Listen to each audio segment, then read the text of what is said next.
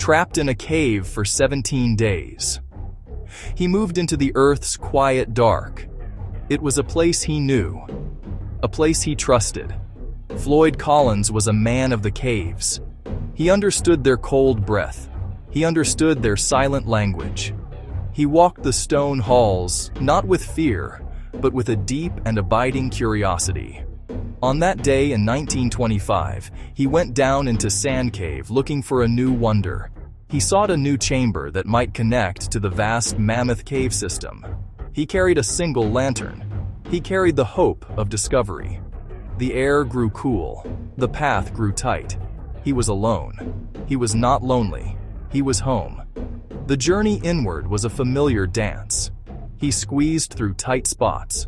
He crawled on his belly over damp clay, the promise of a great cavern just beyond the next tight squeeze. He did not hear the faint groan of the earth shifting. He did not feel the shudder. Then the world broke. A single rock, no larger than a man's head, fell. It was small in the cave's scale, but for Floyd, it was everything. The stone pinned his left foot. He twisted, he pushed, but the rock held him fast, an anchor in the deep dark. Time lost its shape. In the constant dark, there was no sunrise, no sunset. There was only the slow, cold passing of moments. A minute could stretch into an eternity. An hour could feel like a lifetime. Floyd lay in the chilling mud, water seeping into his clothes. The pain in his trapped leg was a constant throbbing fire. He had only a few small comforts, a pipe, a few matches. He would strike one, a brief, defiant star, to light his pipe. He fought to keep his mind from breaking. He thought of his family. He thought of the world above. He tried to shift his weight, to ease the pain, but the cave held him tight. The cold, relentless, sank into his bones. He listened for any sound, footsteps, a human voice. Hope was a fragile thing, a tiny flame he had to guard. Days blurred. He learned the drip's rhythm, a clock. He grew weaker, hunger, thirst, a man suspended between two worlds. A day passed, then another. On the surface, his family grew worried. His brother, Homer, knew Floyd's love for the caves and the risks. He called into the dark. Silence. Then a faint reply. Floyd. Alive. Homer and local men crawled the tight passage and saw him, a dark shape in the mud. They tried to move the rock, pushed, pulled. It would not budge. Loose stones, slick sand. The cave fought them at every turn. They passed him food, a bottle of milk, and a single electric bulb on a cord. Faces in the glow.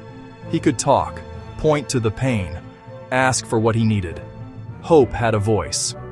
But the challenge was immense, the passage treacherous. The small local effort was not enough. They needed more help, more ideas. The story began to travel. A local whisper became a roar. Soon, the name Floyd Collins was known across the country. The hollow transformed. Vendors, souvenirs, Model Ts on muddy roads, a carnival above a man in the dark. The rescue became a public obsession. Reporters jostled, hunted angles, chased quotes. For Floyd, the rumble above was distant, comfort, and a heavy burden. Expectations pressed like stone. Across America, people prayed and waited. His private agony became a national vigil. He was at the center of a storm, yet knew only cold and constant pain. Among the journalists, one was different. William Burke Skeets Miller. Small, wiry, and unwilling to wait, he would go into the cave. He squeezed through mud, scraping rock, following the cord to the single bulb. After a harrowing crawl, he reached the end. He saw Floyd. He listened. He comforted. He brought messages, food, water, and presents. His dispatches were raw and vivid, a human portrait that captivated a nation. He won a Pulitzer. But more than that, he became a friend in the dark. He risked his life to carry light and companionship to a soul trapped in stone. Initial attempts failed. The passage grew too unstable. A cave-in sealed the route. Engineers arrived. The only way, sink a vertical shaft from above. They dug through soil, clay, and rock, around the clock, in rain and mud, beneath floodlights. Each foot of depth was hard-won: buckets, pulleys, timber shoring. Diagrams and papers, crowds measure progress. Rains turned ground to sludge, gear broke, bedrock fought back. But the men did not stop. Miners, engineers, townsfolk, united by one purpose: save one life. The shaft deepened, a well of hope carved into a Kentucky hill.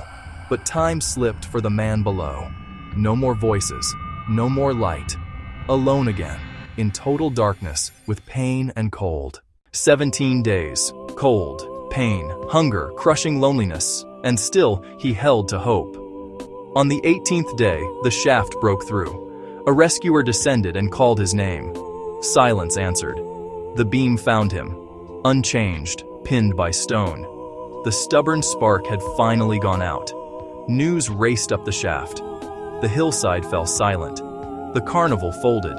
Faces drifted away, sorrowed. They had reached him. They had moved a mountain. They were too late. Sand Cave became his tomb. The story of Floyd Collins did not end with his death. His ordeal, and the flawed rescue, became a powerful lesson. It showed the difficulty of confined, unstable spaces, the need for training, equipment, and command. His name entered folklore, a story of courage, endurance, community, and caution. We see his legacy in Thailand, 2018, 18 days, and they all came home. We see it in complex operations to save explorers like Mark Dickey, specialized divers, global cooperation, advanced comms, field medicine, and the memory of divers lost. In the end, we remember a man who loved the dark, silent places of the earth. It asks us to keep digging, to keep hoping, to never stop listening for a voice calling from the dark.